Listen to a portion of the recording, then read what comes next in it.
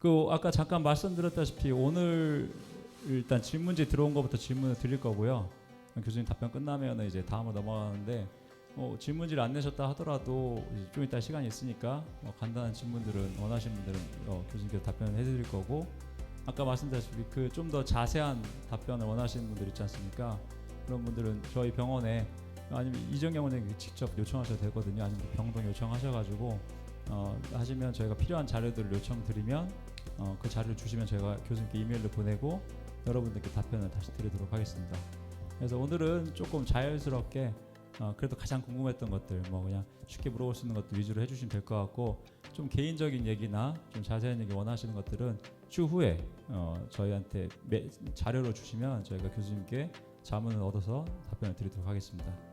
그 교수님 그 첫 번째 질문 말씀을 드리면은, 일단은 그 난소암 환자분이십니다. 광주 전남대병원에서 조직검사 후 복막암을 진단받고 원바람을 찾지 못했다고 합니다. 일단 항암 먼저 하자고 해서 했는데 다행히도 이제 아산병원 진료 잡혀서 아산에서 이제 9월 30일 날 수술을 했고 이제 원바람이 난소암으로 나온 환자분이신데요. 그 후 복막암을 먼저 진단받고 나중에 수술하면서 원소암이 이제 난소암 4기로 진단받아가지고 이제 그 항암을 계속 하고 계신 분인데, 그 암이 지금은 이제 성과가 좀 있어가지고 많이 좋아진 상태로 하시는데요. 암이 재발되지 않기 위해서 요양병을 사라는 대로 면역주사, 페인, 젠머 등을 했는데 다른 데로 전이가 될까 솔직히 두렵다고 하시고요. 재발 안 되게 하려면 어떻게 해야 되냐요? 라는 이제 가장 여러분들이 이제 궁금하신 질문이잖아요. 잘 치료되는데 어떻게 하면 재발 안 되냐라는 질문인데 여기에 대한 답변을 좀 부탁드리겠습니다. 제가 그 몇 가지 질문을 해드려도 될까요?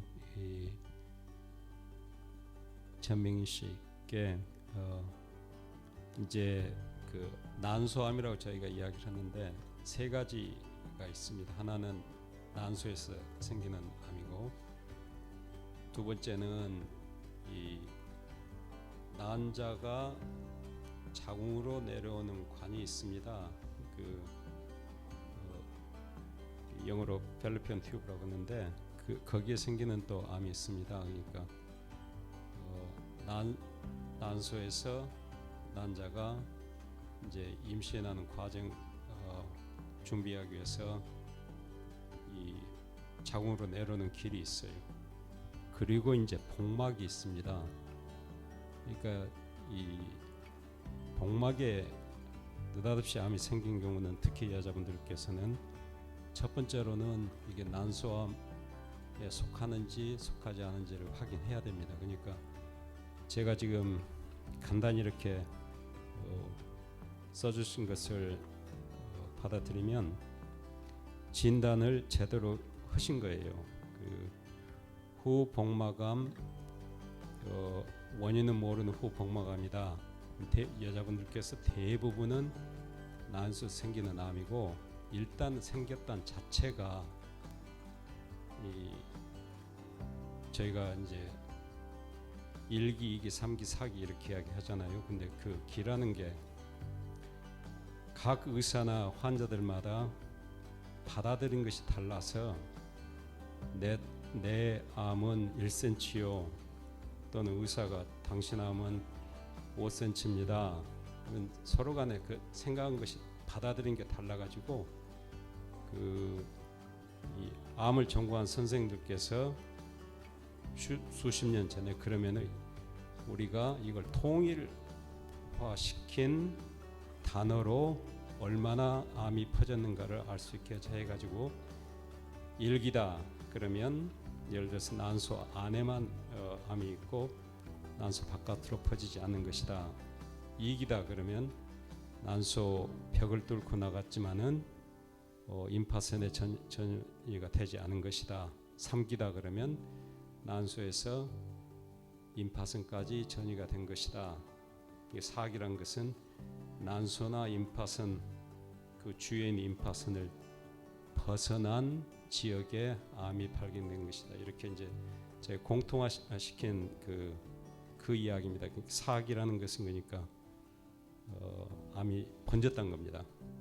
암이 번져 있고 이걸 수술로 해서 완전히 낼 수 없는 상황이라 그렇게 이제 저희가 받아들이고 있어요. 그래서 혹시나 그게 다른 뜻으로 이야기를 하셨다면 그걸 담당 선생님께 다시 한번 상의해서 확인하시기를 바라고, 사기라 할지라도 난소암은 수술을 합니다. 이게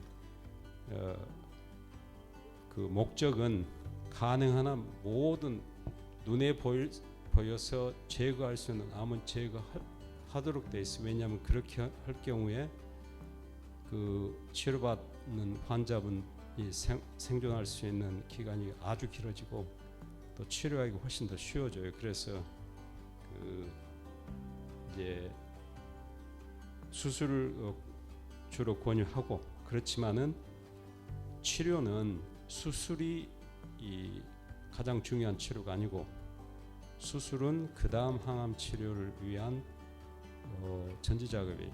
그러니까 그 항암 치료를 계속 하셔야 돼요. 근데 이제 항암 치료를 할 때 크게 두 가지로 저희가 치료 계획을 세웁니다. 하나는 이제 화학적 항암 물질을 사용해서 암세포 염색체나 그 DNA를 직접 끊어서 세포를 죽이는 치료를 하는데, 거기에 사용된 약들이 대체적으로 두 가지를 사용합니다. 이 난소암 경우에서는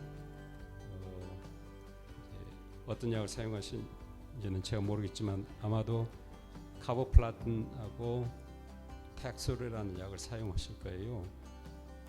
그렇게 해서 3주에 한 번씩 6차례 치료를 합니다. 근데 이것은 직접적으로 암세포를 죽이는 건데, 죽이는 과정이 염색체를 끊어서 암세포가 어긋나게 해서 죽이는 것이고, 그 다음에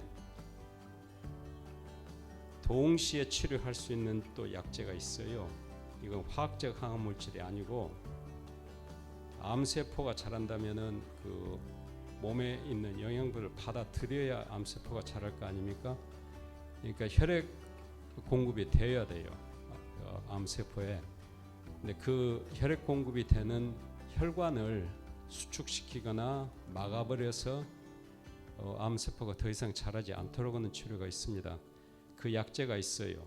그러니까 이것은 그 혈관 수축을 시켜서 암세포가 그냥 영양 성분이 들어오지 않으니까 그 아사하는 그런 그 기존으로 약을 쓰는데, 이제 그 상품명으로는 아바스틴 아니면 그 성분명으로는 베바시즈맵이라고 하거든요. 근데 그걸 사용해서 이제 같이 6차를 사용합니다. 그게 이제 그 단어로 우리가 정의를 하면 관해 유도 치료입니다. 뭐냐면 눈에 보이는 암세포가 눈에 보이지 않도록 하는 거. 그러니까 암세포가 CT 사진에 다 보였는데 3차례, 6차례 치료하고 나서 보니까 있었던 암세포 덩어리들이 다 사라졌어요. 그걸 이제 관해 유도 치료라고 합니다. 그 관해 유도 치료가 끝나면 그 다음에 치료하는 게 관해 유지 치료입니다. 그러니까 처음 좋은 반응이 나왔다면 그 좋은 반응이 지속적으로 유지될 수 있는 치료라고 그래요. 그래서 이 난소암 치료는 그 두 가지 단계가 있습니다. 처음에는 이제 항암 치료를 이야기합니다. 관해 유도 치료, 관해가 일어나도록, 관해란 게 암세포가 보였던 것이 보이지 않을 정도로 없어지도록 치료하는 것이고, 그게 이루어지면은 그 상태가 계속 유지될 수 있도록 관해 유지 치료를 합니다. 관해를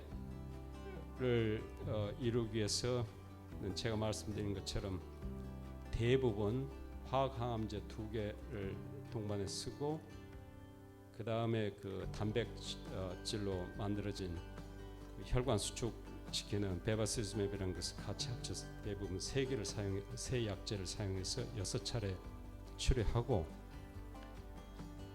그리고 난 뒤에 그 유지 치료, 그러니까 유지 치료 이제 이게 해당이 될 것 같은데요. 이 재발이 되지 않게 한다. 그게 이제 관해가 이루어졌다면, 그러니까 암세포가 CT나 펫스캔 다시 해봤더니 보이지 않아요. 암세포가 아니라 암 자체가. 그럼 그 상황에서 보이지 않은 상태를 가능한 한 지속적으로 유지할 수 있는 치료가 관해 유지 치료인데, 거기 이제 두 가지 약제를 씁니다. 하나는 제가 이제 상품명으로만 이야기를 드릴게요. 그래서 말씀드리면 혹시나 이게 잘 아시기 어려울 것 같아서 제가 보여드리겠습니다. 여기에 보이는 약이 자줄라라는 약이 있고요. 예, 한국에도 이게 판매가 되는 걸로 알고 있습니다. 근데 이것은 화학제지만 먹는 약이고, 그 염색체를 끊거나 그 DNA를 파괴시키는 약이 아니고 효소 억제제입니다. 쉽게 말해서 암세포가 자라는 과정이 1부터 10이 있다면 4에서 5로 넘어가려면은 그 사이에 어떤 효소가 있어요. 그래서 그 효소가 작용을 하면은 4에서 5로 넘어가는 그런 과정이 있습니다. 이제 특히나 이 약이 해당되는 것은 PARP라고 그 PARP 효소라고 하는데, 이 약이 그 효소 작용을 막아요. 그러니까 암세포가 자랄 위해서 어떤 단계로 넘어가야 되는 4에서 멈춰요. 5로 넘어가지 않고. 그렇게 해서 이제 사용한 약이 있고, 그 다음에 이제 아까 말씀드린 베바시스맵, 이제 이 약도 한국에 있습니다. 이게 아바스틴이라고 해서 이게 이제 그 혈관 수축을 시키는 약입니다. 그 자줄라하고 이 아바스틴을 동시에 투여해서 상태가 괜찮을 때까지, 그러니까 이제 사실은 이게 어려운 말이고 좀 부담스러운 이야기가, 경제적인 것도 있지만은 이 약제가 어떤 약제라도 부작용이 있지 않습니까? 뭐 비타민을 먹어도 알러지가 있으면 비타민 알러지로 쇼크 날 수 있는 것이고, 그런데 이런 약제는 그 쉬운 약제가 아니에요. 그러니까 그 부작용을 다 이겨내셔야 되는데, 하여간 이 두 가지 약으로 해서 3년, 4년 암이 자라지 않은 상황에서는 계속 치료하도록 저희가 권하고 있습니다. 이제 이게 기본 그 치료의 하나의 시나리오예요. 근데 이제 사람 일이 그렇게 되지 않을 수가 있잖아요. 치료 과정에 암세포가 치료약제 반응을 않거나 관해가 돼서 6차례 치료 뒤에 CT 사진을 찍었더니 안 보였던 것이 9개월 지나서 이 약제를 사용하고 있는데 다시 커지기 시작하고 이런 경우가 있지 않습니까? 근데 이제 이 난소암에는 치료 뒤 6개월 안에 암이 다시 증식이 되냐 되지 않냐가 굉장히 중요한 겁니다. 이제 그 이유를 따지면 참 그쪽에서도 부끄러운 얘기가, 왜 그런지는 아직 이해를 못하고 있지만은 그 전에 이렇게 치료받았던 분들 전부 그분들의 그 경과를 조사 데이터를 모아가지고 조사를 해보니까 6개월 이전에 재발하신 분들은 경과 아주 나빠요. 6개월 후에 재발하신 분들은 그 전에 치료했던 약제를 다시 사용해도 또 반응을 해요. 근데 6개월 내에 재발하신 분들은 그 전에 관해 유도 위해서 6차례 사용했던 약제를 사용하면은 반응하지 않습니다. 약제를 바꿔야 돼요. 그래서 그 6개월이라는 그 기간을 기준으로 해서 약제 사용하는 경우가 다릅니다. 이제 그것은 또 상당히 제가 설명을 해드려야 되는데, 이분께서 여쭤보시는 것하고는 관계가 없어서 거기에 대해서 제가 다음 기회에 또 경우가 있으면 말씀드리겠습니다. 뭐 제가 아까 얘기 듣기로는 이제 제가 이해하기로는 그럼 재발을 위해서는 내가 할 수 있는 건 최선을 다해라 이렇게 들려졌던 것 같은데 일단 환자분들 뭐 너무 희망 잃지 마시고 잘 하시라는 그 얘기인 것 같습니다. 일단은 그 두 번째 질문 말씀드리면은 일단은 위암이 전이된 4기 환자라고 하십니다. 그리고 초기 발견 2020년 10월이고요. 전이는 2022년 발견됐던 분이고 일단 옵디보 35차, 젤로다 1000mg 항암치료 곧 완치 판정을 받을 예정인 68세 남자라고 하시고요. 관해 판정인데 면역요법 치료제 옵디보는 계속 맞으라고 하는데 너무 고가라서 부담이 된다고 합니다. 서울 삼성병원에서 3주 간격 치료 중이고 전이된 위치가 대동맥이고요 라고까지 쓰셨는데 아마도 이 상태에서 옵디보를 계속 유지하는 게 좋은지 아니면은 그렇게 임상적 의미가 없는지 여쭤보신 것 같은데요. 이에 대한 답변을 좀 부탁드리겠습니다. 첫째로 제가 말씀드릴 것은 운이 굉장히 좋으십니다. 위암 전이가 됐는데 관해가 됐다. 어려워요. 어렵고 이제 모든 암에 대해서 일반적인 이야기를 제가 하나 예로 들어서 이야기 드릴게요. 축구장에 10만 명이 모여서 축구를 보고 있어요. 근데 제가 비행기를 타고 10,000피트 이상으로 그러니까 3km 이상 상공으로 올라가서 축구장 내려보면 뭐가 보입니까? 점도 안 보여요. 무슨 말이냐면 암세포를 저희가 진단하는 진단 기기가 그 정도 정확도밖에 없어요. 그러니까 펫스캔으로 보였던 아주 밝게 하얀색으로 보였던 점이 치료 뒤에 보이지 않았다. 그 말하고 암세포가 완전히 없다. 그 말은 다른 이야기입니다. 비행기 타고 상공에서 3km 높은 데서 땅 내려보고 사람 찾는 거하고 똑같습니다. 보이지 않은 거예요. 그래서 실제로 그걸 실험을 했어요. 얼마나 커야 펫스캔이나 CT스캔이 암세포를 우리가 눈으로 볼 수 있게끔 잡아볼 수 있는가 했더니 암세포가 100만 개가 모여야 저희가 볼 수 있는 점으로 보여요. 스캔상. 그러니까 그 100만 개가 50만으로 떨어지면 암세포가 50만 개 있어도 스캐너로는 안 보인 겁니다. 그러니까 여기에 완치 판정을 받을 예정입니다. 말씀하셨는데 관해 판정을 받을 예정입니다. 라고 저는 받아들여요. 죄송스러운 이야기지만 제가 솔직히 말씀드리는 겁니다. 그러니까 관해가 됐다는 말은 완치가 됐단 말과 다릅니다. 완치를 할 수 있는 것은 수술로 처음 번지기 전에 아예 씨도 안 남기고 제거하는 것입니다. 근데 그 상황이 아니잖아요. 그래서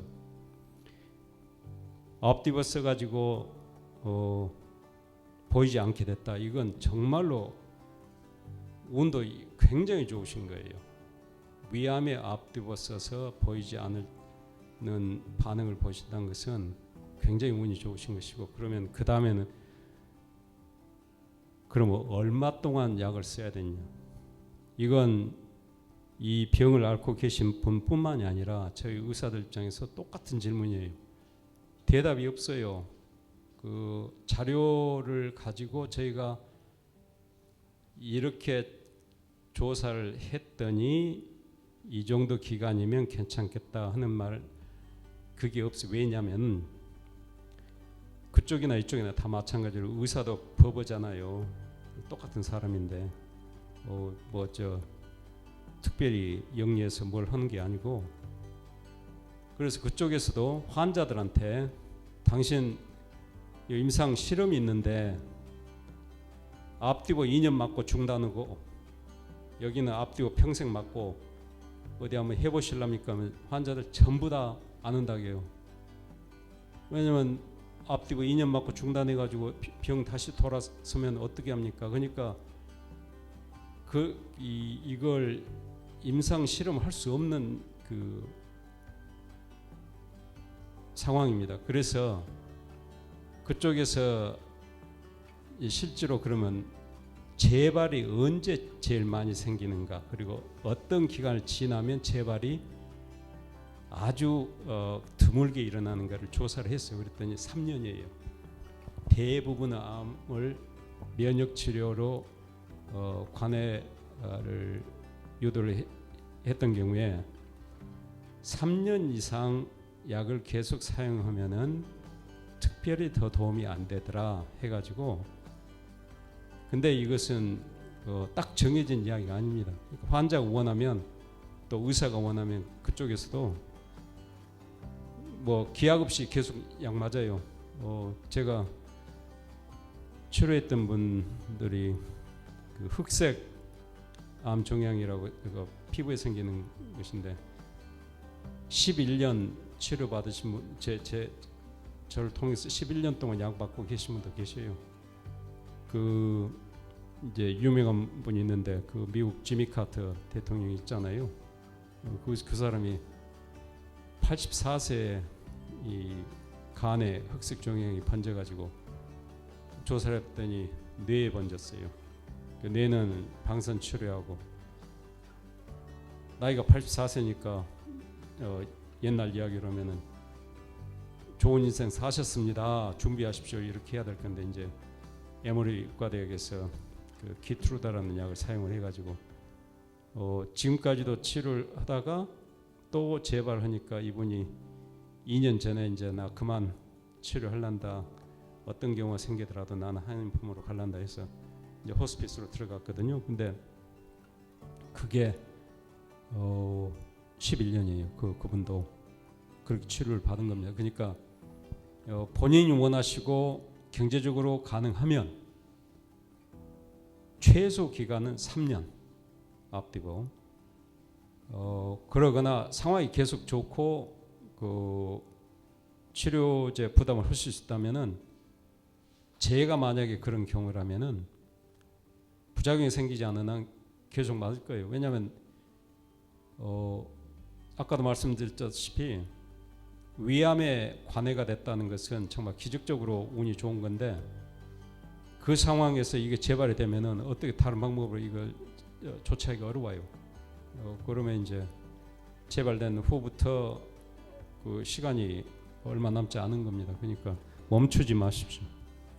답변 감사합니다. 그 업디보라는 거는 면역 항암제입니다. 여러분들 뭐 참고하실 거. 잘 아다시피 이제 우리 최근에 개발된 항암제고, 그 이제 암 면역에서 가장 중요한 T 림파구의 기능을 향상시켜 가지고 이제 암세포를 내 면역세포 잘 이식하게 할 수 있는 면역 항암제 일종이고요. 최근에 많이 사용되고 있는 항암제인데, 아마 이제 교수님께서 말씀하신 것처럼 최소 3년 이상 꾸준히 유지할 수 있으면 뭐 재발률이 떨어진다라고도 생각할 수 있을 것 같습니다. 그 다음 질문은 이제 그 난소암 환자분이시고요. 2018년에 진단하셨고, 그 남소암 3기 수술 후 항암 치료하셨고요. 3년 3개월 후 재발돼서 항암 변경해서 하셨고, 하이팩 수술 후 계속 항암 중이신데요. 일단 현재도 지금 항암 중이시고, 이제 미국에서만 치료가 가능하다는 엘라히어라는 약이 한국에 수입될 가능성이 있는지, 언제쯤 수입될 예정인지 혹시 아시는지 여쭤보고요. 그다음에 이제 엘라히어가 거의 완치제라고 알려져 있는데 그게 맞는 얘기인지에 대한 질문을 하셨습니다.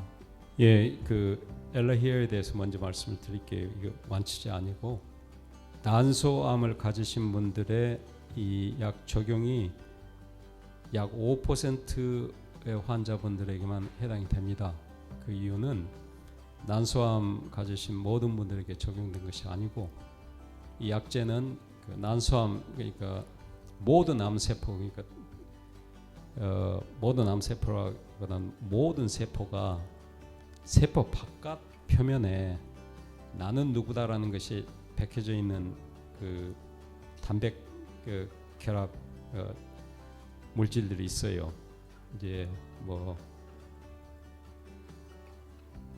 이제 예를 들면 아파트 105호, 104호 이런 식으로 전부 다르게 내 암세포 자체도 세포 바깥에 꼭 저희 머리털처럼 아주 조밀조밀 모여서 발현이 된 게 있습니다. 근데 이 엘라히어는 그 중에 엽산 수용체 알파라는 물질에만 결합이 되는 항암제입니다. 그러니까 그쪽 이야기는 폴레이트 리셉터 알파라고 하는데 엽산 수용체 알파라 그것이 발현이 돼 있어야 사용할 수 있는 약입니다. 그러니까 모든 환자들이 그게 양성이 아니고 한 10% 중에서도 이제 약을 사용하면은 약 3분의 2에서 반응을 합니다. 그러니까 완치제 아닙니다. 그러고 이제 그게 양성일 경우에 이 약을 사용하는 대상이 일반 항암 치료제 서로 다른 약제를 2번 아니면 3번 2가지면 3가지 치료를 이전에 했는데 암이 다시 재발했을 경우에 사용합니다. 이제 그렇게 할 경우 약 1년 2개월 정도 평균 생존이 있는데 이 약을 사용하면은 1년 6개월 정도로 생존율이 길어진다 해서 미국 식약청이 허가해 준 약입니다. 그러니까 우선 그렇게 알고 계시고요. 여기서 그 암이 재발되지 않으려면 어떻게 해야 됩니까? 전에 말씀드린 것과 많이 그 중복이 되는 질문이신데 한국 그 이제 제가 정확한 어느 정도 수준인지는 잘 모르겠지만 대부분의 암을 치료하신 분들 수준은 세계적입니다. 제가 그 대학에 있으면서 1990년대는 어디 학회에 가서 발표를 하면 한국 분들 제가 그 포스터 붙여서 발표하고 있거나 아니면 구두로 발표하고 있을 때 와서 질문하시고 지나가신 분들 어쩌다 한 분, 두 분 그랬거든요.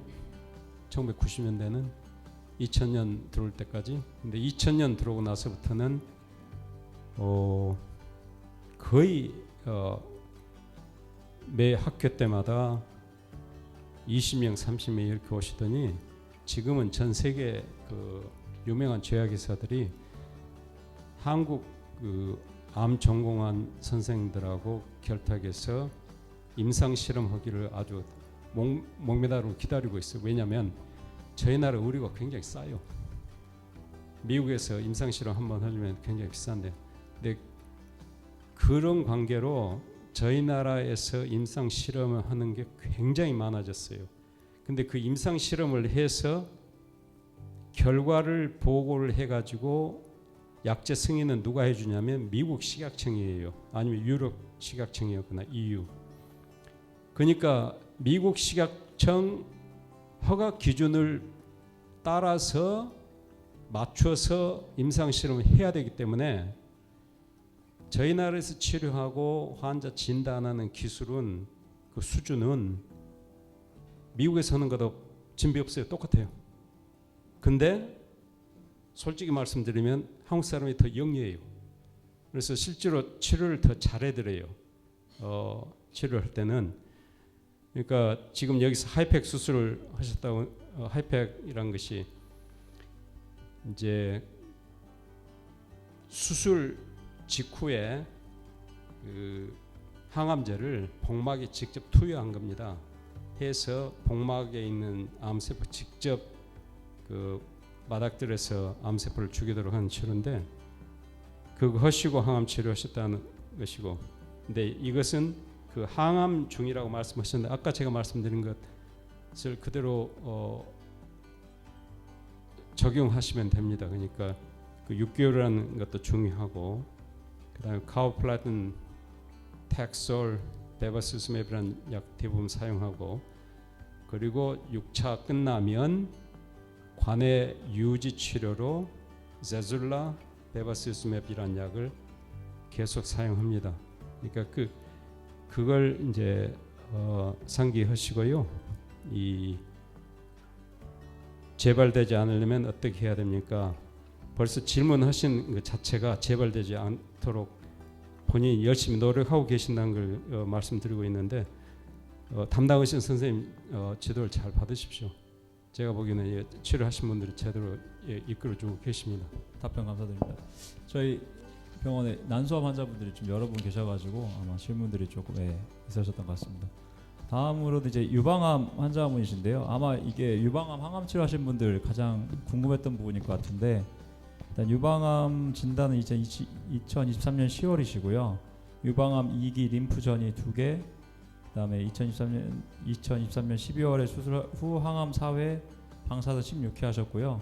일단은 4월에 이제 올해 4월에 치료가 끝나긴 하셨는데, 이제 항암 부작용으로 부종, 신경통, 근육통 중에 신경통이 별 5개일 정도로 극심했다고 하시고요. 아직까지 일어날 때 걷기 전까지 발을 떼기 힘들 정도로 힘들다고 하십니다. 시간이 가면 완화가 된다고 하는데, 이제 이 치료가 이제 2024년 4월에 끝나신 분인데요. 계속 증상이 있으시고 증상이 쉽게 없어지지 않고 있어서 아마 이 증상이 언제까지 가면 좋아질지에 대한 질문을 하신 것 같습니다. 이에 대한 답변 부탁드리겠습니다. 예, 이제 이건 부작용에 대해서 제가 말씀을 드리겠습니다. 근데 이제 간단히 부작용 이야기 드리기 전에 지금 현재 상황에 대해서 말씀드릴게요. 여기에 이야기는 하지 않으셨지만은 이제 제가 짐작한데 그 호르몬 수용체가 양성이고, 그다음에 그 상피세포 이 수용체 성장 수용체라는 게 있어요. HER2라고 하는데 HER2라는데 그건 음성이고, 그런 유방암을 진단을 받으셨을 것이라 지금 짐작을 합니다. 항암 치료가 상피세포 성장 호르몬 수용체 양성이라면 4차례 끝난 게 아니고 1년 이상 가거든요. 그리고 이제 여기서 호르몬제 이야기를 안 하셨지만은 호르몬 수용체가 음성이라 할 경우는 항암제 4차로 끝나지 않습니다. 이건 6개월 이상 가는 거예요. 그러니까 이제 제가 받아들이는 입장에서는 유방암 그 혹이 5cm 미만이고 림프노드가 림프전이가 2개 있고, 예, 그러면 이제 그 2기 중에서 A, B, C로 하는데 2기에 B로 해당이 됩니다. 근데 이제 치료하셨던 것은 적절히 치료하셨어요. 근데 항암제 4회를 마셨었다면 제가 짐작한데 2가지 약제를 사용을 했을 겁니다. 하나는 사이클로파스마이드라거나 사이톡산이라는 약이 있고, 2번째 약이 이제 그 부작용을 일으킨 약인데 텍소테어라고 그래요. 텍소테어 아니면 닥셀 이런 그게 이제 약제 이름입니다. 근데 이제 4회 맞아서 그 신경이 망가지는 것은 상당히 드문 이야기입니다. 예, 그래서 이제 제가 생각해 기저질환이 혹시 있지 않으셨나, 예를 들어 당뇨가 있으시거나 그 고혈압 있으신 경우는 그 말초신경이 정상이 아닐 수가 있거든요. 근데 그 상황에 텍소테어라는 약을 사용하면은 이 신경에 문제가 더 많이 생깁니다. 근데 이제 쉬운 말로 말씀드리면 그 말초신경이 부작용으로 해서 통증을 유발시키고 신경통이 생겼다 할 때는 저희 손가락을 이렇게 봐가지고요,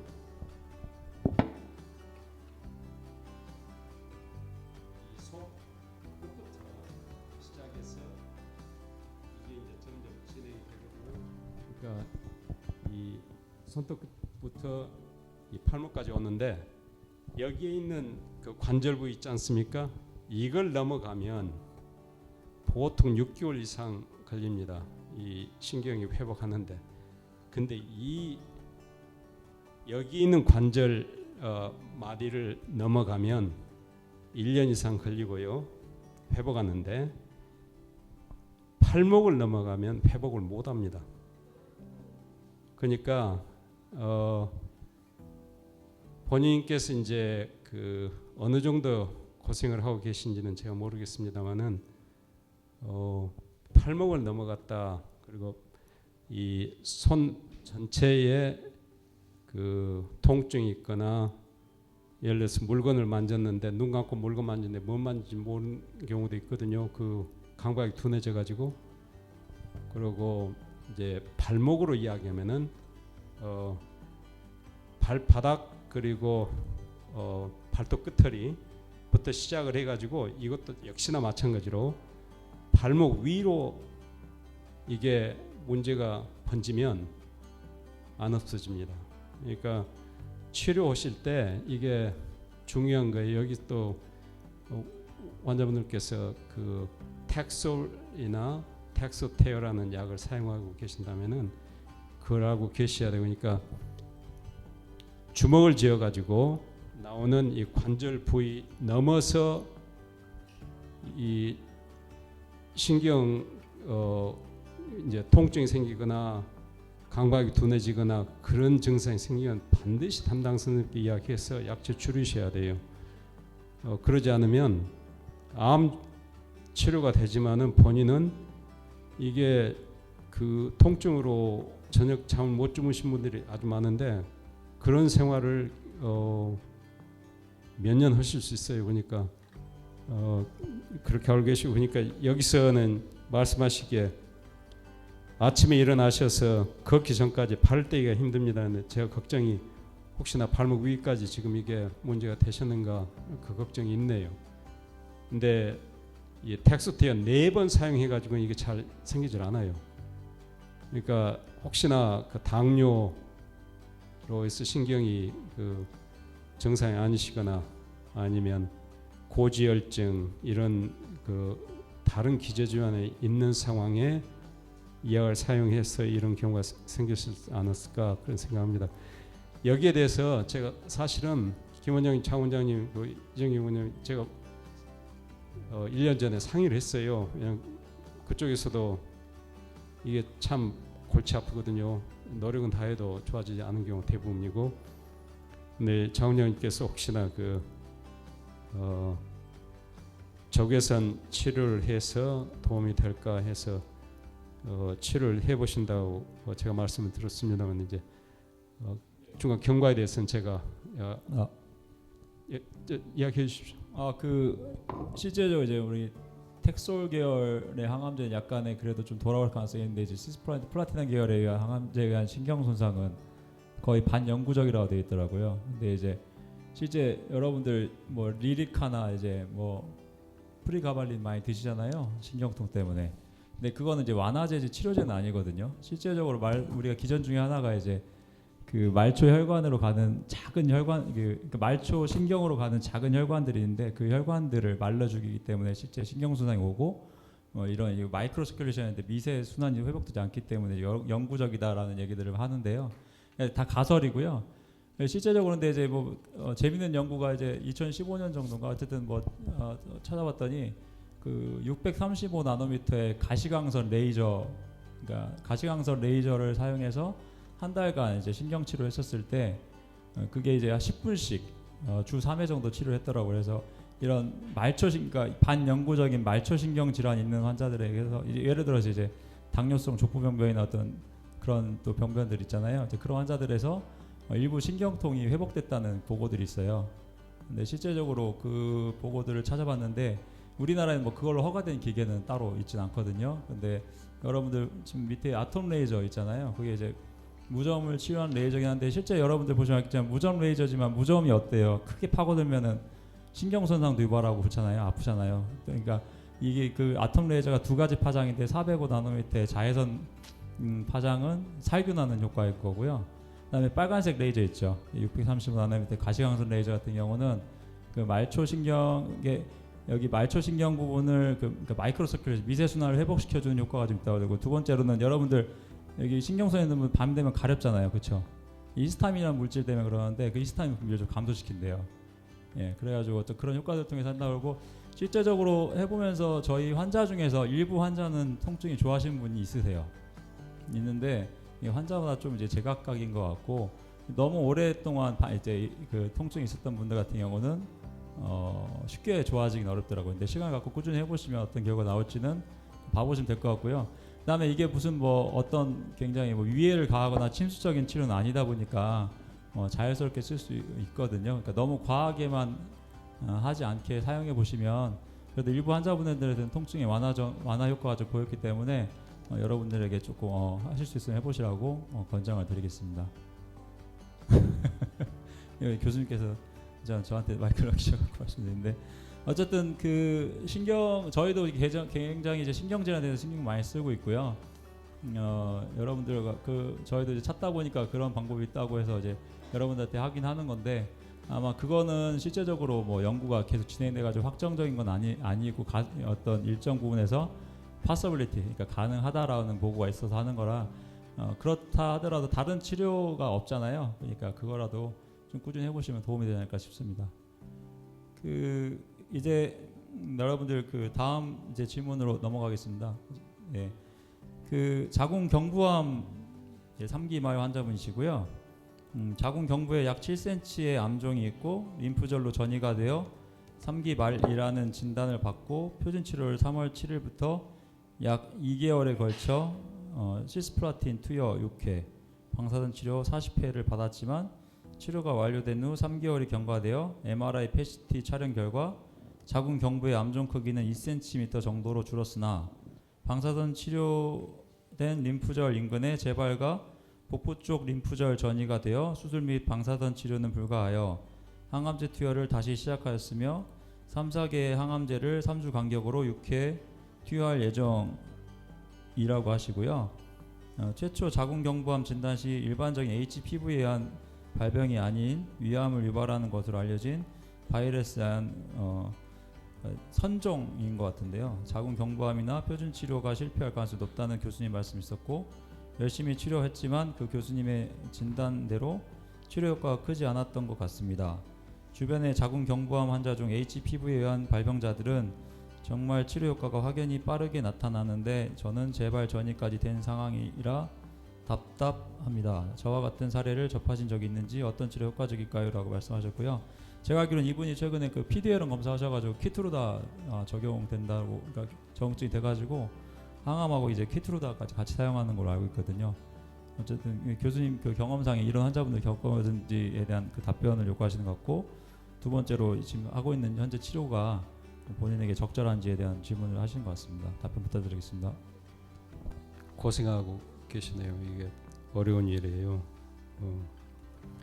근데 이제 자궁 경부암이 퍼지지 않은 상황에서는 항암제와 방사선 치료를 동시에 사용해서 치료를 하는 게 표준 치료입니다. 그러니까 표준 치료를 받으셨고, 근데 치료가 끝내 3개월 된 뒤 이 방사선 치료 받지 않은 지역에, 그러니까 복부 쪽 임파선, 그다음에 복강 내 임파선이 양성으로 나왔다 말씀하셨는데, 이 경우는 재발하기보다는 처음부터 암세포가 임파선에 이미 번져 있던 경우로 생각이 됩니다. 왜냐하면 자궁 경부암이 아무리 빨리 번져도 3개월 사이에 이 임파선에 나오진 않아요. 그러니까 방사선 치료를 받고 있는 치료 부위는 방사선으로 해서 암세포가 죽어가고 있는데, 방사선 치료라는 게 그 치료 부위만 암세포를 죽이는 거지 몸 전체에 있는 암세포를 죽이는 것이 아니지 않습니까? 그러니까 이제 이것을 재발했다고 생각하실 것이 아니고 처음부터 이게 번져 있었다 생각을 하셔야 됩니다. 이런 경우는 약제를 4가지를 사용합니다. 이제 이분 경우에서는 항암제와 방사선 치료를 동시에 하셨는데 그 표준 항암제가 시스플라틴이라는 약이 있어요.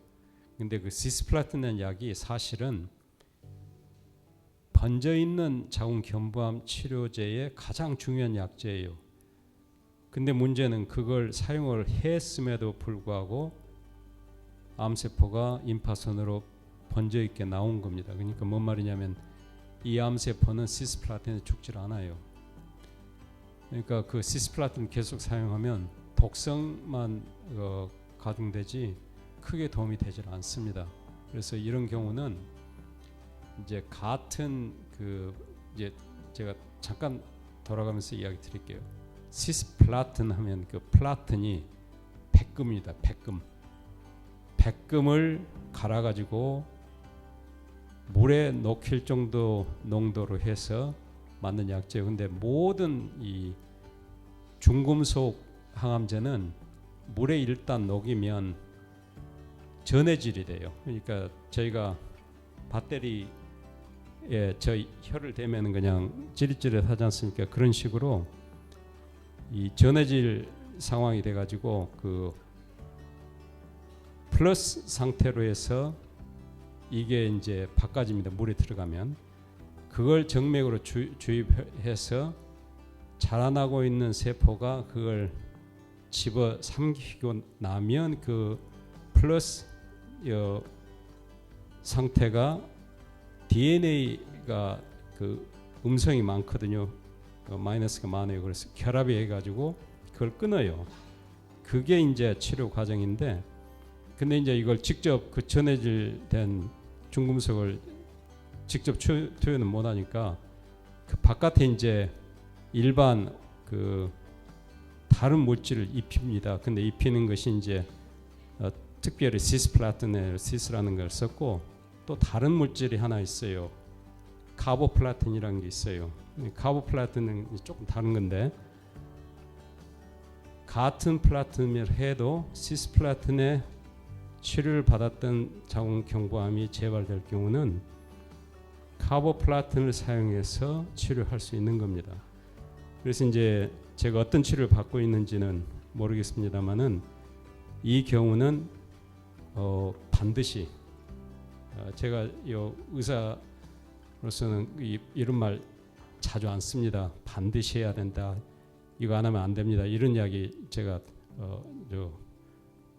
자주 하지 않지만 이분의 경우에서는 반드시 카보플라틴하고 텍솔 그 다음에 면역 항암제 키트루다를 사용할 수 있다고 이제 판정이 돼서 쓰고 있었던 그건 아주 잘하신 거고 쓰시고 그 다음에 이전에 말씀드렸던 베바시즈맵 아바스틴 약을 쓰셔야 돼요. 그러니까 이 자궁경부암이 전이가 됐다 할 때는 저희가 아주 심각하게 받아들이고 치료 강도가 강합니다.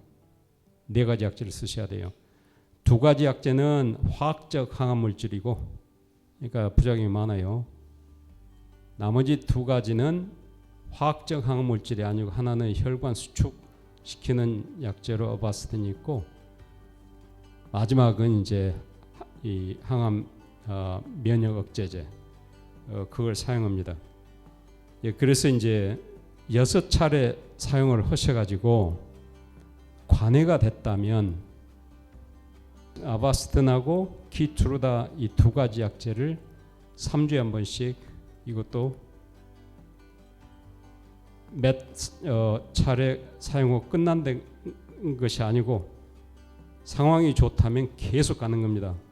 3년 4년 가야 돼요. 왜냐하면 자궁경부암 이게 상당히 고약합니다. 한번 이렇게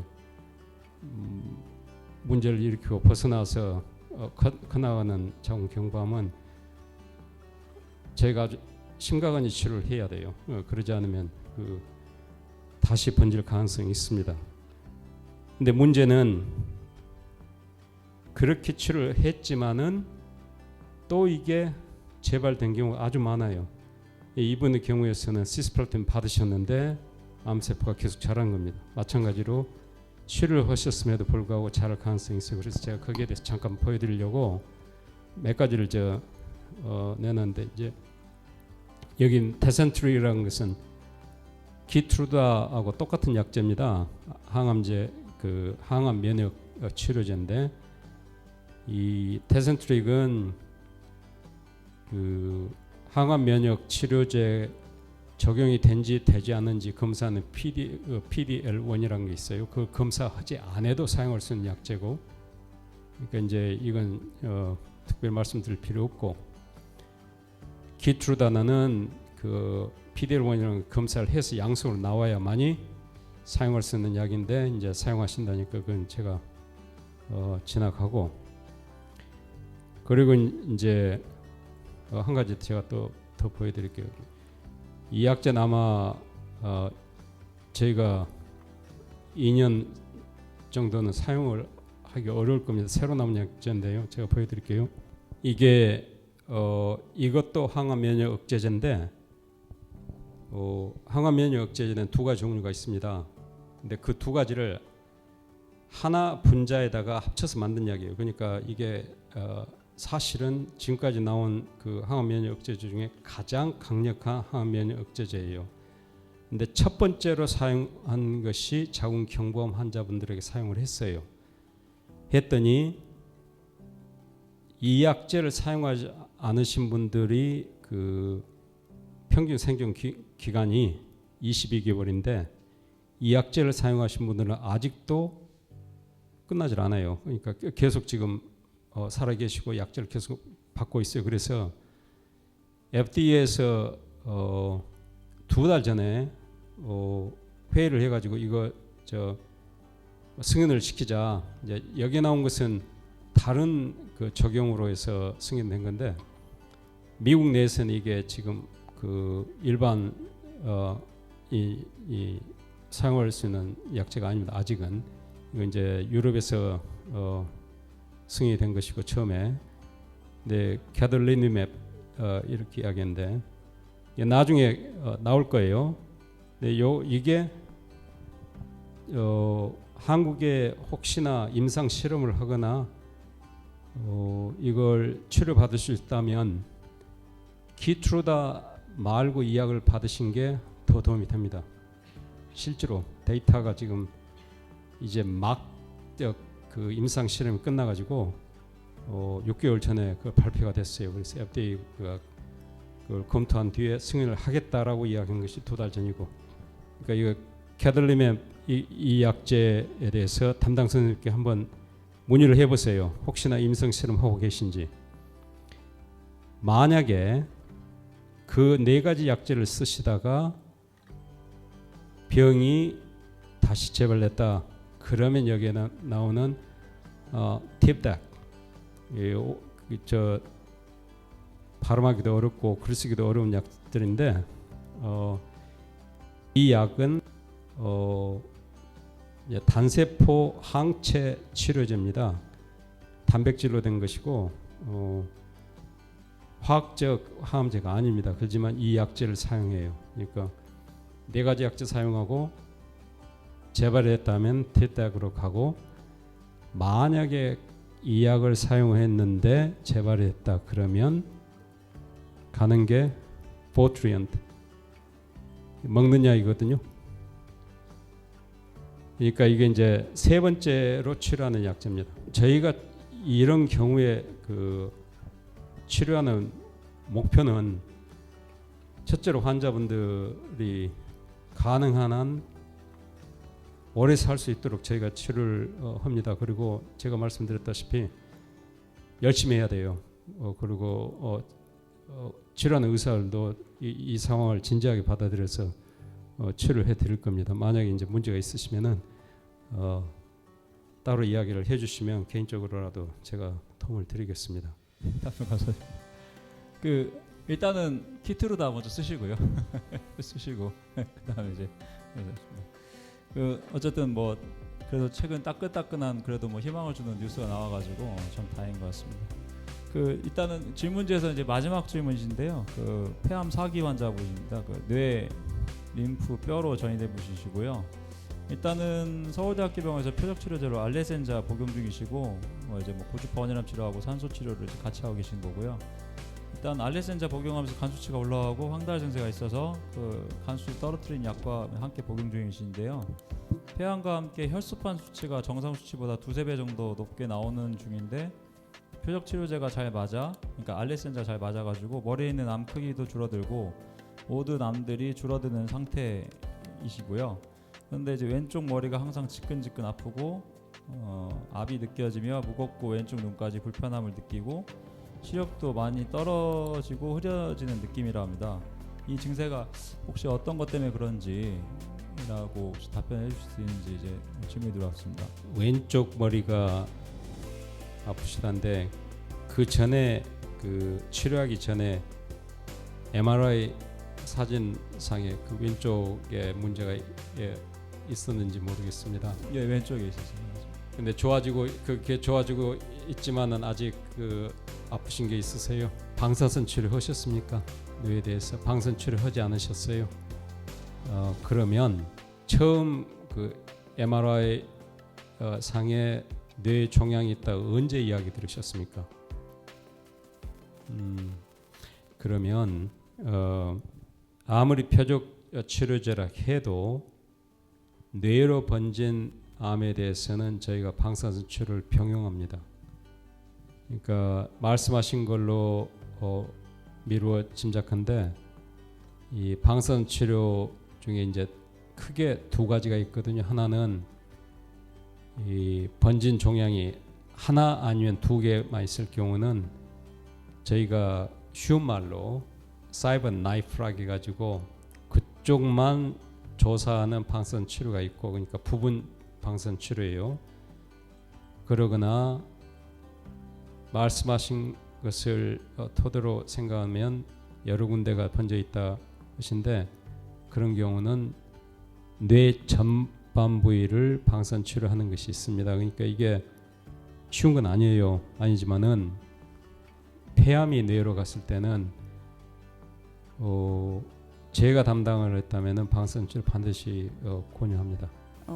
그 신경외과 교수님하고 상담을 했을 때 할 때는 감마 나이프도 가능할 수 있다고 협진해서 나중에 조금 경과를 지켜보고 이제 한다고는 하셨는데 이제 지금 약을 먹고 작은 것들은 이제 사라졌다고는 하는데 이게 폐암이 사라진 건지 나중에 또 생길 수 있는 거기 때문에 쉽게 하지는 못한다고 그렇게 일단은 말씀을 하셨거든요. 수술을. 지금 말씀하신 걸로는 수술 적용 범위가 벗어납니다. 하나 아니면 둘 있는 경우는 저희가 수술하실 수 있다 이야기하는데 이게 일단 폐암은 교수님은 경과를 지켜보고 가능하면 감마 나이프도 가능한데 아직은 아니다고 그렇게 말씀하셨어요. 폐암 이름 아세요? 비소세포암 알크 유전자 변이. 그러니까 비소세포암 세포암 선암이라고 이야기 들으셨죠? 네. 그러니까 알크라고 이야기했는데 그게 이제 변형 유전자 변형이 있고 뇌 수술은 폐선암이 뇌로 번졌는데 2개 이상이 보인다. 수술 저 권고하지 않습니다. 방사선 치료 하셔야 돼요. 방사선 치료하고 지금 드시고 있는 약을 계속 드셔야 되고 혹시 3세대 약이 외국에는 나와 있는지. 알코올에 대해서는 있는데 네. 일단 반응을 하셔가지고 경과가 좋으시면은 바꾸지 마세요. 왜냐하면 제가 처음 말씀드린 것처럼 폐암의 완치는 암이 폐에 있을 때 도려내서 없애는 겁니다. 그러니까 지금 현재 상황은 완치가 될 수 없는 상황이에요. 그러면 본인의 생존은 현재 저희가 가지고 있는 약제에 얼마나 반응한가에 달려 있고 그 다음에 얼마나 다른 약제가 있는가에 달려 있어요. 예를 들어서 약제가 5개 있다고 제가 말씀드릴게요. 근데 약제 1번을 6개월 쓰고 바꿔서 약제 2번을 6개월 쓰고 하면은 6 곱하기 5에서 30개월 가요. 그럼 돌아가셔요. 근데 약제 1번을 경과가 좋으니까 한없이 경과가 좋지 않을 때까지 사용하신다. 예를 들어서 3년 갔다고 생각해 보세요. 3년 곱하기 5 해보세요. 그래서 이 표적 치료제는 모든 치료의 기본은 특히나 전이가 되셨던 환자분들에 대해서는 반응이 있었고 특별한 문제가 없다 할 때는 저희가 치료를 중간에 바꾸지 않아요. 새 약이 나왔다 해도 바꾸지 않아요. 왜냐하면 나중에 이 현재 사용의 약제에 반응을 하지 않을 때 새 약제를 사용하면 현재 약제를 사용한 기간만큼 본인이 사신 거예요. 그러니까 그냥 쉽게 생각을 하시고 계산을 하시면 이게 큰 차이가 있는 걸 아시잖아요. 그러니까 약제 바꾸지 마시고 얄크에 대해서는 약제가 다른 게 있는데 지금 현재 특별히 바꾸실 필요는 없습니다. 한 가지 또 여쭤볼게요. 경련에 대해서 방지하는 약 들고 계세요? 처음에 발병을 했을 때 경련이 일어났었어요. 그래서 경련을 억제하는 약을 그 간질 증세 같이 예. 사지가 떨리는 증세가 있어서 처음에 그 약과 같이 약을 복용을 했었어요. 근데 그게 이제 사라진 상태예요. 그 약은 계속 들고 계시죠? 아니요, 안 먹어요. 지금 현재 아프신 증상이 네. 그 눈에 보이지 않지만 경련을 하고 계셔서 그러실 수도 있어요. 그러니까 일단 그런 증상이 있으셨다면 설령 그 MRI 사진을 다시 찍었을 때 그 병변이 보이지 않다 할지라도 계속 드세요. 중간에 중단하는 것은 바람직하지 않습니다. 계속 드세요. 그리고 이 스테로이드를 사용하신 적이 있으세요? 네. 스테로이드 처음에 복용할 때 경련 막는 약하고 스테로이드하고 항암제 같이. 예. 이게 스테로이드는 이제 네. 중단하셨고, 네. 그건 괜찮습니다. 그렇지만 항경련제는 계속 드세요. 이게 제가 이제 어려운 얘기가 답만 제가 해드리는데 그런 이런 약들은 큰 부담이 있는 약들이 아니에요. 항경련제 드셔가지고 뭐 부작용 크게 없으셨을 거예요. 그러면 드세요. 지금 말씀하시는 것들이 이 왼쪽 눈 불편함이 있다. 이게 사실은 경련하고도 관계가 될 수가 있거든요. 이제 진찰 다시 받으실 때 그 종양내과 선생님께 진찰 받으실 때 치료 방사선科선생님과 상담을 하고 할 수 있을까요? 이야기를 들으십시오. 그럼 대답이 나올 거예요. 저하고 같이 하고 있는 일하고 있는 치료 방사선科선생님들 제 입장에서는 방사선 치료 반드시 하셔야 돼요. 이제 제가 상황을 잘 모르기 때문에 원리적인 말씀만 드린 겁니다. 근데 폐암이 뇌에 있는데 수술을 한다는 것은 조금 보통으로 치료하는 것보다 조금 더 나아가서 이야기하는 것이고 방사선 치료를 하지 않았다 하는 것은 한 가지가 빠져 있는 겁니다. 그걸 상의를 들으십시오. 교수님 하나만 여쭙겠습니다. 그 저희가 이제 간 수치 많이 떨어뜨리는 약 대부분 이제 먹는 약들이 그 레비티라세탐이나 발프로게시드잖아요. 근데 이제 간 수치 올라 LFT 뜨면 이제 그때는 그 수치에 따라서 케프라는 그래도 안전한 약이니까 발프로게시드보다는 훨씬 문제가 덜하거든요. 근데 아마 500mg 하루 2번이라도 드시는 게 도움이 될 거예요. 여기에 그 호르몬 수용체 양성인 유방암으로 2023년 10월 3일에 진단받으셨다고 말씀드린 분이 있어서 제가 잠깐 여기 대답을 해드리고 다음으로 넘어가겠습니다. 이분께서 말씀하신 게 항암 16차 하시고 방사선 20회 하시고 지금 페마라하고 볼제니오를 드시고 있다고 하는데 이제 제가 아까도 말씀드린 것처럼 저희 나라 그 종양내과 외과 특히나 그 유방암하고 폐암 치료는 세계적인 수준입니다. 위암 수술은 일본하고 한국이 수술 정확도는 세계적이에요. 그러니까 이 말씀드리는 걸로만 딱 보면 이 다른 걸 저한테 말씀하지 않으셨어도 지금 상황이 어떻다는 것을 제가 짐작을 합니다. 이게 최소한 그 2기의 C 그러거나 3기 유방암의 진단을 받으셔가지고 치료하고 계시는데 볼세니어가 조금 어려운 치료거든요. 근데 이제 거기에 대해서는 특별한 이야기는 안 하셨으니까 제가 이제 대답을 해드릴게요. 염색해도 될까요? 하지 마세요. 저희 몸에 암을 유발하는 것 중에 가장 빈도가 잦은 것은 담배 빼고요. 염색제. 염색제 하면은 음식, 캔디 있잖아요. 생크림이라 해도 이게 하얀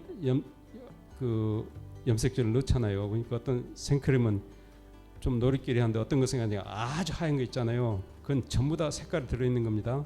뭐 특히나 노란색, 빨간색 음식 첨가 염색제는 몸 안에 있는 DNA를 극도로 파괴를 시킵니다.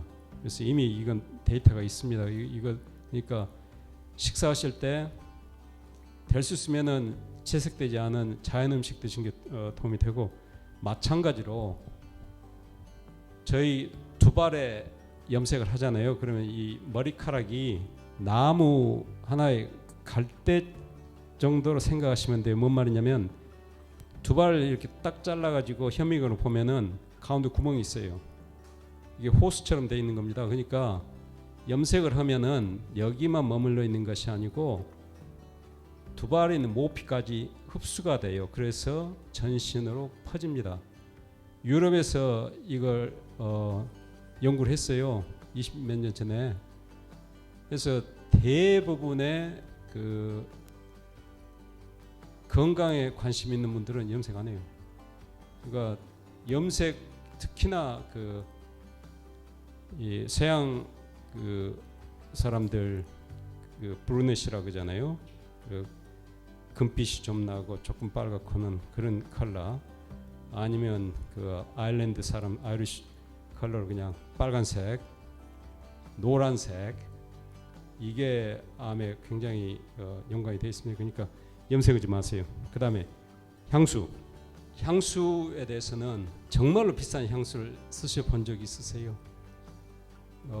예를 들어서 이제 저희는 사보진 않았고 제 집사람도 향수나 이런 건 전혀 상관없는데 프랑스의 프로방스라는 지역이 있어요. 전라남도 대한민국처럼 프로방스라는 게 있는데 거기 아주 넓은 라벤더 키우는 데가 있어요. 거기서는 라벤더를 가지고 향수를 만드는데 일일이 가서 라벤더 꽃잎을 따가지고 마르기 전에 이걸 쉽게 말해서 쥐어짜요. 해서 나오는 물을 증류시켜요. 해서 나오는 증기로 나오는 그 한 방울 두 방울 나온 것을 모아가지고 만든 게 라벤더 향수예요. 그러니까 얼마나 그게 적은 양입니까? 근데 그게 진짜 이제 향수예요. 자연에서 나오는 향수. 그러니까 말 그대로 이 조그만한 병 하나가 저희 나라 돈으로 뭐 100만 원 이래요. 그 외 모든 향수 전부 석유에서 나옵니다. 100% 석유에서 나와요. 그러니까 근데 이제 석유라는 말을 제가 이제 들으면 좀 근데 콜탈 그 원유 뽑으면 나오는 시커먼 거 있잖아요. 거기 그 정제가 다 나온 것을 화학적으로 변형시켜서 냄새가 전부 다르게 하는 겁니다. 이게 암하고 또 연관이 있어요. 향수 쓰지 마세요. 죄송합니다. 죄송합니다만은 진짜 그래요. 그러니까 아주 비싼 걸 사시면은 이제 자연산이라고 하는 걸 쓰시면 괜찮은데 자연산이 얼마나 많이 있겠습니까? 그러니까 자연산이라고 파는 것이 대부분이 또 가짜일 거예요. 프랑스 여행 가셔서 프로방스 가가지고 거기서 파는 걸 직접 눈으로 보고 사지 않는 이상은 대부분이 이상이 있습니다. 다음에 영양제는 괜찮습니다. 양이 드셔도 돼요. 비오틴, 바이오틴이나 오메가 3, 비타민 C 괜찮아요. 어떤 것들 드셔도. 이제 말씀드리려고 하는 것은 음식을 즐기십시오. 그리고 먹고 싶은 거 드세요. 그 인터넷 보면은 그 면역 기능을 증강시키고 뭐 병을 없애주고 컴퓨터 끄시고 셀폰 보지 마시고 좋은 음식 좀 찾아가셔서 한번 드세요. 이런 사이드 푸드 이런 거 드실 돈을 저 같으면 남강주 시장 가가지고 좋은 음식 사서 집에서 만들어 먹든지 잘한 음식 광주 이 근처에서는 어디를 가더라도 푸짐하게 참 맛있게 잘 하거든요. 그렇게 드세요. 제가 앞으로 20년을 살겠다 하면 1년에 한 번 아니면 2번 고향 오는데 몇 번을 먹겠습니까? 그리고 따져보면 참 머리가 복잡한데 기회가 있을 때 푸짐하게 맛있게 먹는 게 좋은 일 아닙니까? 그러니까 간단히 말씀드립니다. 이거 너무 신경 쓰지 마시고 좋은 음식, 건강한 음식. 저 남강시장 가면은 저 할머니들이 쪽을 앉아 있지만은 파는 음식은 전부 다 정말 좋은 것들이에요. 그걸 드시도록 권합니다. 이제 조심해야 되는 또 말씀하셨는데 조심하기보다는 제가 아까 처음에도 말씀드렸지만 암이 생겼다. 정말 이건 억울해도 이보다 더 억울한 일이 없습니다. 이건 제가 우스갯이야기로 말씀드린 게 아닙니다. 제가 진심으로 말씀드린 거예요. 마음을 푸시도록 하세요. 여행을 가셔서 마음이 풀어지면 여행 가시고 식구들 많이 만나서 마음이 풀어지시면 식구들 많이 만나시고 좋은 음식 드시고 편히 지내고 싶어서 마음이 풀어진다면 그렇게 하세요. 그게 그 병을 치료하시는데 크게 도움이 됩니다. 하나라도 자기가 본인이 살아가고 있다는 것을 본인이 느낄 때 그때 정말 행복한 겁니다. 아프거나 아프지 않거나 상관없이. 그래서 제가 여기서 이제 그 마무리 짓고요. 이제 질문해 주시면 제가 바로바로 대답을 드리겠습니다. 네, 그 일단 교수님께서 이제 그 여러분들께 이제 나온 질문들도 간단히 해드릴 거고요. 마지막으로 하나만 드리면 여러분 최근에 그 나온 논문 중에 하나가 이제 그 여러분들 그 유방암 환자 콩 먹으면 되냐는데 얘기 많이 하시잖아요. 최근에 연구 결과에서 이스플라빈 자체가 식물성, 그러니까 아마 교수님 말씀하셨는데 그 최근 논문 나왔나 봐요. 그래서 식물성 에스트로겐이 그 수용체에 붙으면서 동물성, 그러니까 우리 몸 안에 있는 에스트로겐이 붙는 걸 방해한대요. 그래가지고 유방암 발생이나 이걸 줄였다는 결과가 나왔다고 하거든요. 최근에.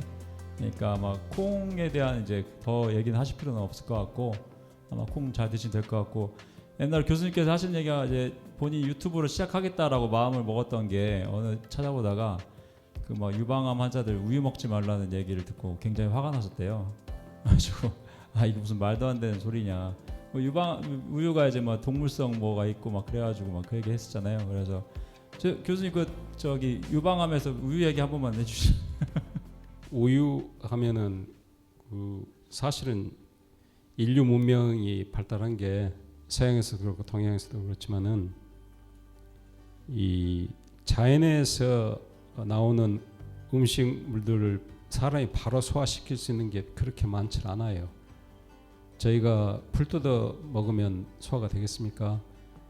그런데 소가 뜯어 먹고 나면 소가 살이 찌고 젖이 나와요. 그러니까 인류 문명 역사에 그 젖을 짜서 나오는 것을 먹고 문명이 발달을 했습니다. 그러니까 양 우유 뭐 이집트 그 아프리카에서 그게 주로 있었고 유럽에서는 소, 그다음에 그게 이제 미국으로 넘어와서 소, 그러고 또 저희 나라에서도 소고기를 옛날부터 이제 먹었잖아요. 근데 우유라는 것은 그 인류 문명과 직접적으로 관계가 됩니다. 그리고 이것이 유방암과 관련이 된다라고 정확히 조사해서 이렇다 하는 그 임상 연구 결과는 없습니다. 제가 이제 이런 말씀드리면 좀 죄송하지만은 유럽 여행 다녀보신 분들은 아마 아실 거예요. 거의 모든 나라에서 자기 나라에서 자랑할 수 있는 것을 첫 번째 내놓으면 치즈 내놔요. 치즈도 각 지방마다, 그러니까 저희들 각 집에서 된장 맛 다르댔기 된장 내놔서 서로 비교한 것처럼 치즈 내놓고 서로 견져보고 그러거든요. 그 많은 사람들이 치즈, 버터 안 들어간 음식이 사실 없습니다. 저희가 여기서 살아도. 그러니까 우유 자체를 가지고 거기서 뭐 호르몬이 있겠다 어떻게 하는데, 사실은 이제 저희 암 환자를 보고 지도를 해주는 입장으로 이 세상을 보면 무엇을 해야 되냐면 피해야 될 것을 피해야 돼요. 그것은 이 화학 공해, 물에 예를 들어서 불화탄소가 들어있고 그러면 폐암이 생기거나 유방암 생기거나 이런 게 확실하게 연관이 돼 있거든요. 그리고 담배 피는 거, 그리고 커피 마실 때 이건 이제 중요한 이야기인데, 그 커피 온도가 60도 이상이 되면은 식도 내려가면서 식도가 화상을 입습니다. 근데 식도는 그 통증을 알려주는 신경이 없어요. 그러니까 화상을 입어도 화상 입은 줄 몰라요. 그냥 저희가 식도가 불편하다, 가슴이 뻑뻑하다 느끼는 것은 식도 자체로 해서 느낀 것이 아니고, 식도 아주 얇은 근육 그 튜브거든요. 그 근육 바깥에 있는 그 신경 세포들이 식도 이상이 있다는 것을 알고 저희가 불편하게 느낀 겁니다. 그러니까 그 뜨거운 것 마시는 것 피하고 그러는 거지. 우유에 대해서는 그냥 드십시오. 근데 이제 저희가 손주가 있어가지고 우유를 마시니까 우유 사러 이제 이번에 와가지고 자꾸 그 편의점 갔거든요. 근데 우유 조심해야 되겠더라고요. 별게 다 있어. 뭐 국산 60%, 미국산 전지분유 20%, 호주산 전지분유 10 몇 %예요. 이상한 걸 다 합쳐가지고 우유라고 딱 놔두니까 이건 이제 무엇을 먹는지 모르잖아요. 그러니까 그런 것은 조심해야 되겠지만은 이 어떤 음식물 한 종류를 병과 관련된다 해서 피한다는 것은 이제 그런 자료는 없습니다. 그러니까 너무 염려 마시고 우유는 그냥 보통 드시고 싶으면 드시고요. 일단 일부 질문은 이제 여기서 끝내고요. 여러분들 혹시 이제 자연스럽게 질문을 하실 수 있는 시간을 좀 드리겠습니다. 평상시에 궁금했던 것들 있으시면 혈액종양내과 전문의 입장에서 답변을 드릴 테니까요. 여러분들 본병원 가서 질문 못 하시는 얘기들 있잖아요. 아니면 평상시에 궁금했던 것들, 그것들을 지금 여기서 해주시면 좋을 것 같습니다. 혹시 질문 있으신 분 손 한번 들어주실래요?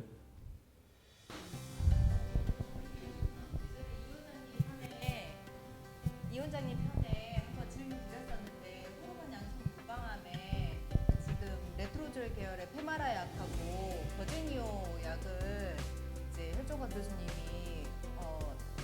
추천을 하셔가지고 먹고 있는 중인데, 150, 100ml, 50mg의 용량을 줄여서 지금 50ml로 복용을 하고 있는데요. 이게 좀 불안한 게 150ml를 쭉 먹고 2년을 이제 처음에는 그렇게 처방을 해주셨다가 힘들어서 용량을 줄였는데, 이게 그 효과적인 면에서 또 용량을 줄인 만큼 효과가 떨어지는 건지 조금 불안하긴 하더라고요. 네, 그래서 혹시 그 용량에 따라서 그 예후가 달라졌는지 뭐 그런 것들에 대한 임상이나 이런 것들은 없었을까요? 당연히 있죠. 근데 이제 그 유방암 그 진단 받으셨을 때 3기이셨습니까? 아니면은 전이가 됐었습니까? 림프 2개 맥스 전이하고 1개 미세 전이에 예, 다발성 유방암 예. 제일 큰 게 1.8cm였습니다. 감사합니다. 네. 그러면 걱정하지 마세요. 그 임상 실험 하기 전에 약제 개발 과정에 약 양과 양량에 따라서 암세포를 얼마나 죽이는가 하는 그 검사가 있습니다. 그래서 이제 그걸 저희가 커브를 내는데 그걸 도스 레스폰스 커브라고 하는데, 그러니까 이제 50ml 쓰는 것보다는 150ml 쓰면은 당연히 암세포가 많이 죽어요. 근데 말씀하신 경우를 이제 제가 그 20년간의 그 연구 발전에 대해서 말씀드릴게요. 5년 전까지만 해도 벌세니어를 같이 쓰는 치료는 없었습니다. 그냥 레트로솔, 페모라 그냥 이거 드시도록 모든 사람이 그렇게 했거든요.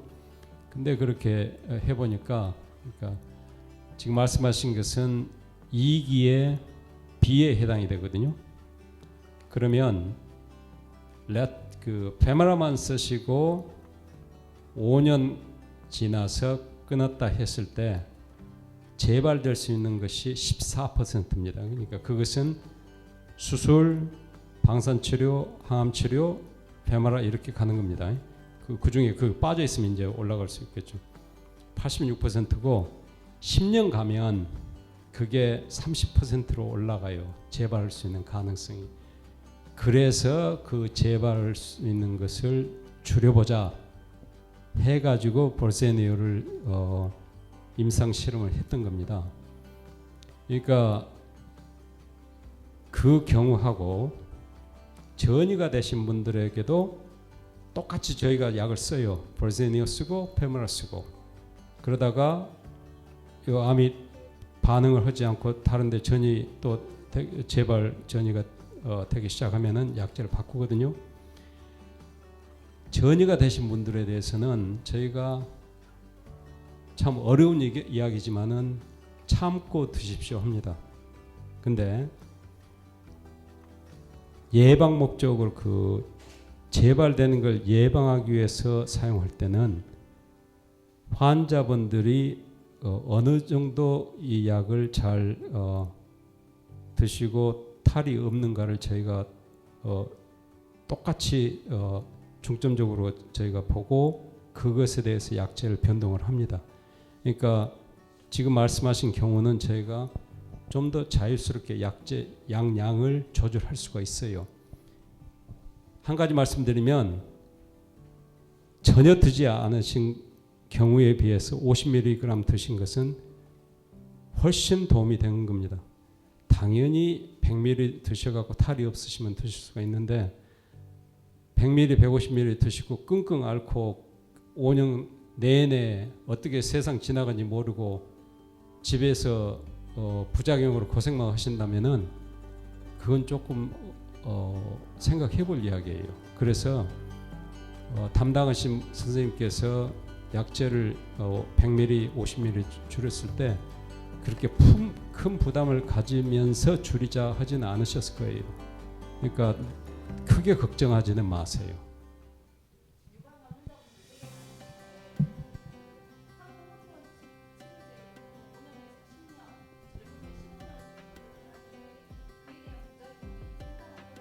그렇죠.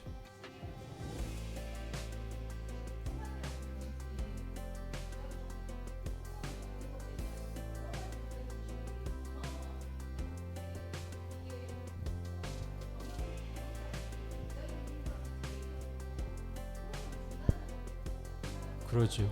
그러죠.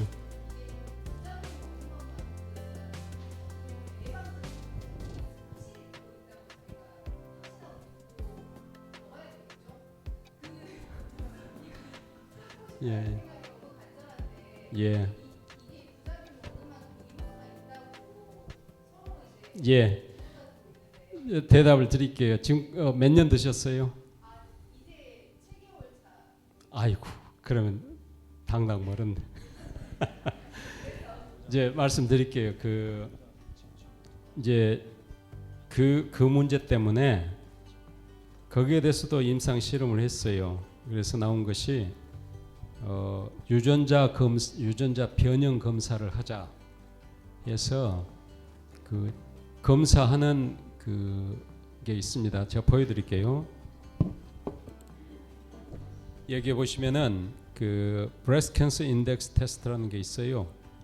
이 홀로직이라는 회사에서 운영하는 건데 10년간 호르몬 제제를 사용하도록 저희가 권한 환자들에 대해서 5년 지난 후에 이제 처음부터 검사할 수도 있어요. 근데 미국에서는 처음부터 검사하면 보험에서 그 커버를 안 하니까 그거 한번 검사할 때 한 300만 원 들어요. 그러니까 대부분 환자들이 5년 때까지 기다렸다가 검사하면은 그 보험에서 인정을 하고 보험비로 청구 가능합니다. 근데 이제 이 브레스트 캔서 인덱스라는 것은 유전자 변형 그 범위를 검사하는 거예요. 11개 유전자를 검사해 가지고 여기 이제 스코어가 나와요. 그래서 스코어로 해서 당신이 5년 동안 약을 먹고 나서 그 다음 5년을 먹었는데 앞으로 재발되는 거 5% 내린다. 그러거나 어떤 사람 경우에서는 20% 내려줄 수 있다. 이렇게 다르게 나와요. 그것으로 해서 5년 더 드십시오. 그러거나 아니면 약 더 드실 필요가 없습니다. 저희가 이야기를 합니다. 그렇지만 5년은 가야 돼요. 최소한. 그리고 5년 가서 브레스트 캔서 인덱스 테스트를 합니다. 해가지고 5년을 더 할지 덜 할지 이제 저희가 결정하는 건데, 네, 호르몬 제제는 이게 약은 하나이지만은 불을 꺼버리는 거예요. 치료가. 남자는 그 테스토스테론, 여자분들은 에스트로겐이에요. 그러니까 이제 뭐 성호르몬이다 이렇게 생각하시면 전혀 그거하고는 상관없는 겁니다. 이것은 이 에스트로겐은 뇌 기능 활성화시키는데 가장 중요한 거고 여성분들에게. 그러니까 폐경이 되면은 어두워지고 잘 잊어버리고 기억력이 빠른 속도로 감퇴되고 그러거든요. 이 혈관을 정상적으로 유지하는 호르몬입니다. 그러니까 이 에스트로겐이 안 나오게 하거나 에스트로겐 효과가 없도록 해준 약질을 복용하면 혈관이 빠른 속도로 노화됩니다. 그러니까 노화되는 게 결국에 어떻게 되겠습니까? 뇌경색이 올 수도 있고 심장마비나 이런 게 올 수 있는 그 색전증 뭐 이런 게 올 수가 있잖아요. 그러고 이 에스트로겐 아예 없애는 호르몬을 사용하게 되면은 또 골 밀도가 떨어진다는 이야기 아시잖아요. 골다공증. 그러니까 뼈하고 근육을 유지하는 중요한 호르몬이에요. 그러니까 골다공증 생기지, 근육 약해지지, 뇌 기능 어두워지지, 혈관 빨리 노화되지. 사실 병 없으면 누가 이런 약 쓰겠습니까? 근데 그것에 비해서 암이 생기면 이건 직접적으로 몸에 빠른 속도로 해를 가해서 우리 생명을 단축시키잖아요. 그러니까 어쩔 수 없이 쓰는 겁니다. 그래서 이제 상의를 해 보셔야 돼요. 이게 그 부작용이 많으신 분들한테는 저는 이제 어떻게 하냐면 처음 시작할 때 이 약제를 받아 드시는 것이 아니고 월요일, 목요일만 드려요, 제가. 그래서 한 달 드셔보라요. 4주면 28일이잖아요. 28일 중에 8일만 약 먹고 몸 상태가 어떤가를 보고해 주라고 하고 이상이 없으면 월요일, 수요일, 금요일 그러니까 12알 먹죠. 그래도 이상이 없으면 이제 월요일부터 금요일까지 그럼 20알 먹잖아요. 그래도 이상이 없다고 환자분이 이야기하면 이제 그다음부터는 날마다 먹게 되는데 거꾸로 부작용이 너무 심하면 날마다 드실 때 그렇게 해서 줄여요. 월요일부터 금요일까지 오고 토요일, 일요일은 빼요. 그래서 견디실만 하냐? 그래도 나 죽겠다 하면은 월요일, 수요일, 금요일만 해요. 그래도 저 안 되겠습니다 하면은 월요일, 목요일 해요. 이유는 를 드셔도 안 드신 것보다는 도움이 되는 거예요. 그러니까 암이 10% 재발이 된다 했는데 약을 월요일, 목요일 먹어가지고 2%라도 덜 생긴다면은 2% 도움이 되는 겁니다. 그러니까 그렇게 할 수도 있다 제가 말씀드리니까 선생님과 상의를 하세요. 근데 이렇게 하는 종양내과 선생님도 좀 드물 겁니다. 근데 호르몬제는 그렇게 할 수 있습니다. 다른 항암제는 이렇게 하면 안 돼요. 근데 호르몬제는 가능합니다. 나무농님 아까 페마라 용량 줄인 거 얘기하셨죠? 예. 버제니오 용량 줄인 거. 버제니오요. 예. 제가 하나만 환자분들 질문 안 하셔가지고 환자분들이 이제 다른 개념의 이제 용량 줄이는 걸 최근에 이제 폴폭스 항암하는 분들이잖아요. 대장암이나 이쪽 대장암 환자 중에서요. 근데 이제 부작용이 너무 심해서 이제 용량을 80% 줄여서 하신 분들이 있거든요. 또 그렇고 이제 막 유방암이나 이것도 너무 이제 부작용 심하면 용량 좀 줄여서 하잖아요. 그리고 이제 실제 뭐 젤로다 먹는 항암제도 너무 부작용 심하면 먹량을 줄이고. 근데 그때 환자분들은 굉장히 불안해하거든요. 내가 부작용을 줄이기 위해서 용량을 줄였는데 이게 과연 나한테 치료 효과가 있는지. 근데 이제 이거를 이제 처방하시는 입장에서는 어떤 생각을, 어떤 타겟을 가지고 용량을 줄이고 주시는 건지. 그러니까 실제적으로 사람들이 생각했을 때는 용량을 줄이면 효과는 줄 거라 생각하잖아요. 물론 부작용도 줄겠지만 그래도 어떤 목적을 가지고 그렇게 하시는 건지 환자들이 굉장히 궁금해하시더라고요. 그래서 그 부분에 대한 답변 좀 부탁드리겠습니다. 네. 쉬운 답은 적은 용량을 쓰면은 효과는 줄어듭니다. 근데 항암제가 말이 쉽지 한번 부작용이 일으키면 인생이 바꿔질 정도로 고생해요.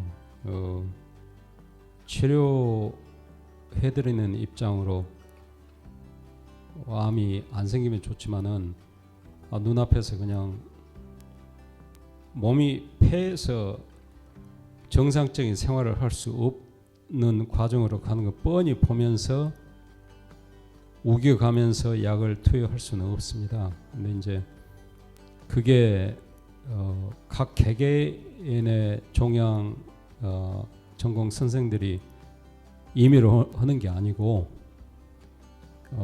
미국에는 독성 판정 기준이 있어요. CTCA라고 하는데 제가 혹시나 여기에 이게 이제 한국말로 있어서 더 쉽네요. 독성을 부작용이 생긴 것을 이제 정도에 따라서 구별을 합니다. 그래서 미미한 경우는 1단계, 가장 심해가지고 환자 죽었다 그러면 5단계, 그리고 중간이면 이제 3단계 해가지고 3단계 아래에서는 약을 가능하면 저희가 변동시키지 않고 지속적으로 쓰도록 권하고 있고, 근데 4단계나 4단계가 한 번이라도 생기면 위험한 거예요. 그러니까 암을 잡겠다 하면서 벼룩 잡다 집 태우는 식으로 환자분들의 치명적인 해를 줄 수가 있어요. 그럴 때 그러니까 4단계 독성이 생겼다. 그러면 용량을 줄이도록 돼 있고, 그 용량을 줄이는 게 저희 또 임의로 줄이는 게 아니고 어떻게 줄이라고 이게 단계적으로 할 수 있는 게 다 나와 있어요. 그런데 개괄적으로 말씀드리면 이 항암 치료제가 절반 이상이 줄었다 하면 치료 효과가 눈에 띄게 줄어듭니다. 근데 3분의 1을 줄었다. 큰 차이 없어요. 차이가 있어도 뭐 생존 기간이 몇 달 좀 줄어들었다, 예를 들어서 2달 줄었다, 3달 줄었다 이 정도지. 그냥 예를 들어서 6년 살게 3년으로 줄었다 이런 게 없습니다. 그러니까 그다음에 폴팍스 이야기하셨는데 그 폴팍스라는 그 약제가 있어요. 근데 폴팍스에 번호가 다 붙어 있습니다. 폴팍스 1, 폴팍스 2, 3, 4, 5, 6, 7 해갖고 8까지 있어요. 근데 보통 쓰는 게 6이 있는데 그 이유는 의사들이 다 큰 뜻을 갖고 이 항암제를 개발하고 치료 방법 개발했는데 너무 독해요. 그러거나 너무 약해요. 그러니까 자꾸 바꿨어요 이것을.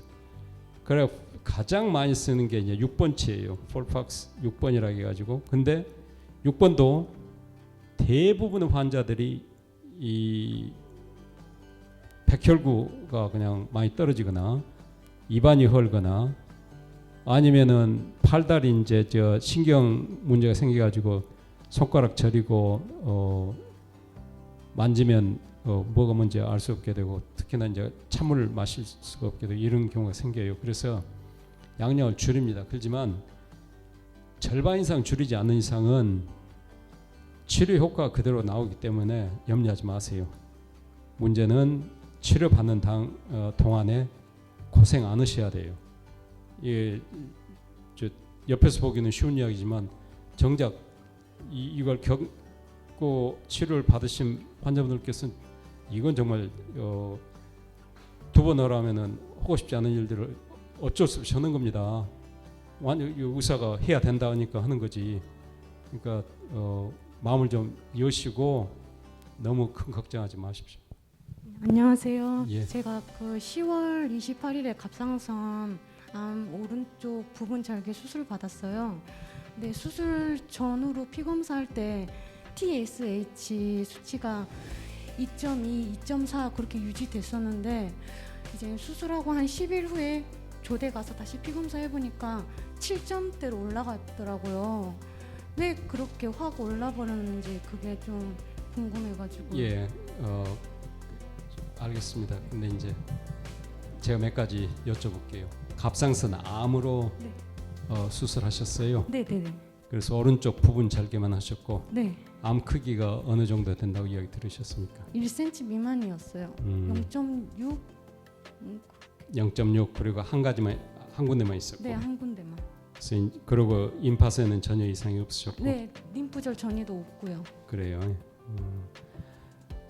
그런 경우는 제가 이제 고민을 하면서 말씀드리려고 하는 것이 표준 치료에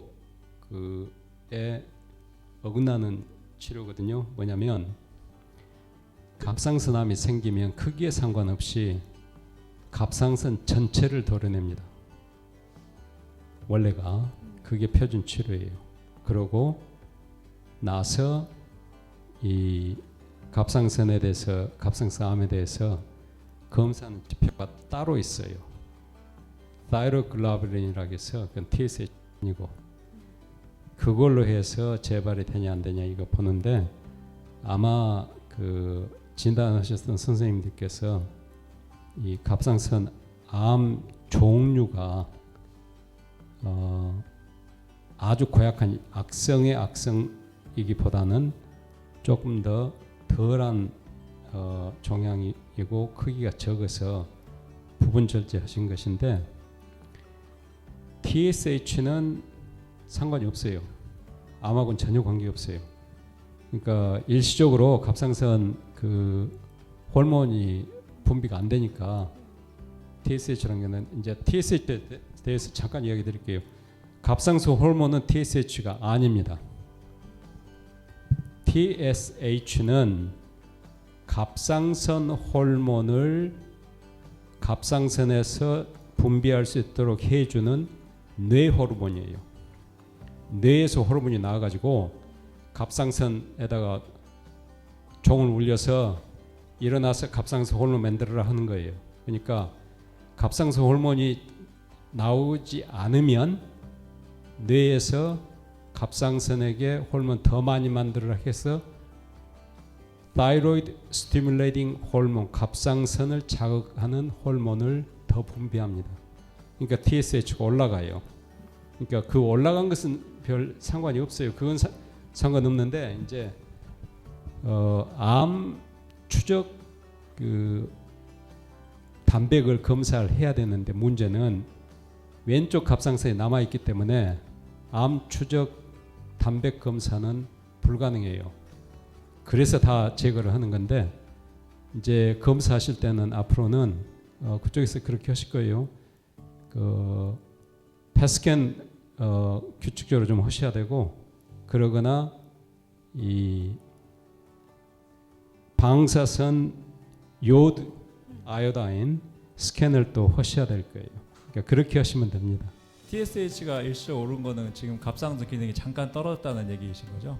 그렇죠. 예, 그러니까 수술 후에 갑상선 기능이 일시적으로 떨어진 거라 잠깐 TSH 올라갈 수 있기 때문에 좀 지켜보라는 말씀인 것 같고요. 반대쪽 갑상선이 남아 있으니까 언제든지 재발할 수 있으니까 거기에 대한 검사를 하시라고 이렇게 생각하시면 될 것 같습니다. 호르몬 양성 유방암 환자고요. 아까 그 버제니오 물어봤던 거요. 제가 림프전이 17개가 돼서 3기시인데요. 버제니오 지금 3개월 차 먹고 있고요. 그 복용하면서 설사 부작용이 좀 심해서 제가 미리스를 좀 줄여주시라 했더니 백혈구 수치가 조금 낮기는 한데 미리스 줄일 정도는 아니니까 지사제를 3번 먹더라도 그냥 복용하고 가자라고 하셨는데 이게 미리스 줄이지 않고 그냥 가도 계속 괜찮은 거가 좀만 움직여도 저는 좀 피곤하고 그래서 너무 힘들어서. 알겠습니다. 3기 C면 바로 옆집이 4기예요. 그러니까 그래서 그 담당하신 선생님께서 양량을 지키라고 말씀드린 겁니다. 3기 C가 4기로 발전되는 것은 아주 쉽게 됩니다. 그리고 그 이제 5년 치료 결과를 제가 말씀드릴게요. 3기 C로 유방암 진단 받아서 수술하고 방사선 치료하고, 방사선 치료하기 전에 항암 치료 6개월 하고 방사선 치료하고 호르몬 치료만 했다. 그러면 5년 후 재발 가능성은 65%입니다. 그래요. 그러니까 이게 참 속탈 노릇이에요. 근데 버제니오를 드시면 12%가 올라가요. 그러니까 40% 가까이 재발이 없게 돼요. 그리고 그 치료를 10년을 계속했다. 그러면 그 40% 병이 없이 살 수 있는, 평생 살 수 있는 그 가능성이 계속 유지가 됩니다. 그러니까 이제 어려우신 경우인데 치료 가능하고 완치가 가능한 경우거든요. 그래서 그 선생님께서 150mg만 지키라고 한 겁니다. 그러니까 어려우시더라도 조금 참아보세요. 정 이게 내 몸이 잡쳐서 나 아무것도 못하겠어 하면은 아마 말씀 듣고 양량을 좀 조절하실 거예요. 이유가 있는 겁니다. 그래도 혹시 또 다른 질문 없으신가요? 그 아마 좀 시간이 좀 늦어져가지고 피곤하긴 하시겠지만 아마 또 이렇게 뭐 허심탄회하게 질문할 수 있는 기회들이 많지 않으시기 때문에 일단 뭐 질문 원하시는 분들 있으시면 예. 아 그리고 저기 너무 피곤하신 분들은 병실로 돌아가셔도 되고요. 그 이후에 저기 저희한테 질문을 따로 해주시면 저희가 교수님한테 이메일로 여쭐 테니까 너무 힘들거나 피곤하신 분들은 병실로 들어가셔도 됩니다. 예. 안녕하세요, 박사님. 너무 늦은 시간까지 답변해 주셔서 감사하고요. 저는 위암 T4AN1이거든요. 그러니까 미만형 위암이고요. 1월 12일 날 수술을 해서 항암을 벨록사, 젤로다, 옵티보를 항암을 했어요. 8회까지. 그리고 나서 12회까지 옵티보하고 젤로다만 했고 지금 제가 14차인데 옵티보만 하고 있는데 제가 이제 전대 화순전대에서 수술을 했거든요. 일단은 옵티보 항암 같은 경우는 저희가 한 번 투여를 하면 400만 원이 넘어요. 400만 원이 넘고 제가 이제 화순 전대 쪽만 알아보는 게 아니고 아산이나 삼성 쪽에도 저와 같은 비슷한 케이스를 체크를 해봤더니 옵티보를 이렇게 맞는다고 하면은 길게 잡아도 한 2년 정도를 이야기를 하시더라고요. 근데 이제 아까 저희 박사님께서 말씀하시기를 옵티보는 3년을 이렇게 투여를 해야 된다고 하셔서 일단은 뭐 의료 체계 자체가 우리나라하고 미국하고 체계 자체도 다를 뿐만 아니라 저 같은 경우는 이제 보만 사형이다 보니까 위 밖에서 혈관을 타고 생긴 암이어가지고 교수님 말씀대로 저 같은 경우는 저 같은 케이스는 옵티보를 3년 이상 투여를 해야 될까요? 그게 너무 궁금해서 제가 한번 여쭤봅니다. 예, 제가 질문 있어요. 그 처음에 이야기했을 때 T4, AN1이요. T4A 그리고 네. N1 네. 그 다음에 그쪽 선생님들께서 말씀하시길 전이는 되지 않았다 이야기 들으셨습니까? 제가 다른- T4를 가지게 된 이유는요. 복막에 전이가 있어서 복막. T4가 된 네네. 예. 복막 전이가 있어서 예. 그러면 더 오래 하셔야 되는데 네. 참 어려우시겠네. 경제적으로. 이제 이게 이제 현실적인 문제잖아요. 저희 나라의 국력이 문제고 그 보험이 잘 치료를 커버를 해주면 좋은데, 근데 복막이 전이가 되셨을 경우는 네네. 3년이 최소 기간이라 생각하시고 네. 더 쉴 수 있고 경제적으로 여력이 있으시면 더 쉬어도 돼요. 이 복막전이는 그냥 놔둬서 될 일이 아닙니다. 완전히 없어질 때까지, 그리고 이상이 없다는 이야기를 몇 년간 들으셔야 안심이 되는 겁니다. 근데 이제 저희 교수님께서는 그렇게 이야기를 하시더라고요. 수술을 하셨을 때 복막을 깨끗이 물로 씻어냈다고 표현을 하시더라고요. 그리고 이제 제가 복부 CT를 항암 4회 하고 나서는 복부 CT를 꼭 촬영을 하거든요. 근데 10월 5일 날 제가 촬영을 했는데 결과가 복막의 복수도 굉장히 제가 많이 없어졌거든요. 거의 없어졌다고 표현을 하시더라고요.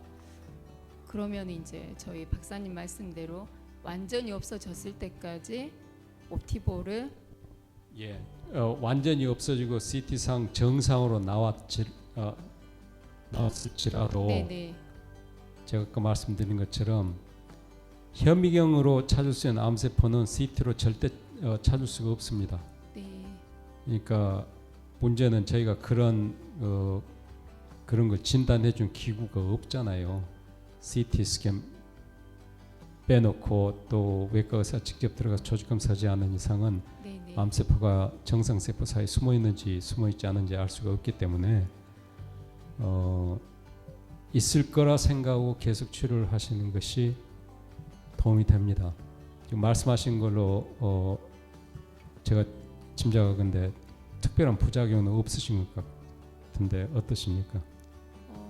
부작용은 제가 부작용이 왜 없겠어요. 최대한 극복을 하고 있죠. 그리고 저 상피세포 성장 호르몬 수용체 HER2에 대해서 이야기 들어보셨어요? 아니요, 저는 그거는 없어요 전혀. HER2가 음성이셨어요? 네네. 그렇게 이야기를 해줬고요. 네네네. 예, 그러면 옵티보를 지속적으로 사용하실 수 있도록 권합니다. 근데 이제 경제적 문제가 되는데 그건 제가 대답해드리고 하겠습니다. 네, 알겠습니다. 감사합니다. 예. 시간이 너무 늦었죠, 여러분들. 아까 말씀드린 것처럼 생각나는 질문들이 있었는데 이제 뭐 사람들 많이 있으셔가지고 용기 못 내서 못 하신 분들도 있으실 거고, 그냥 뭐 아마 시간이 너무 늦어서 다른 분들한테 미안해서 질문 못하신 분도 계실 거예요. 일단은 그 본인들 질문들 잘 기억하고 계시다가 저희한테 요청해 주시면 제가 교수님께 따로 여쭙고 답을 가져다 드리도록 하겠습니다. 어쨌든 늦은 시간까지 계신 여러분들 너무 수고하셨고요. 또 여러분들과 같이 오늘 질문에 대한 대답해 준 교수님도 너무 수고하셨고, 자, 여러분들 이제 마무리하는 입장에서 박수로서 교수님께 감사드리고 마치도록 하겠습니다. 그 마무리 인사는 저희 수석병원장님인 김성훈 원장님께서 여러분들께 하도록 하겠습니다. 저도 언젠가는 머리를 좀 깎아야 되겠습니다.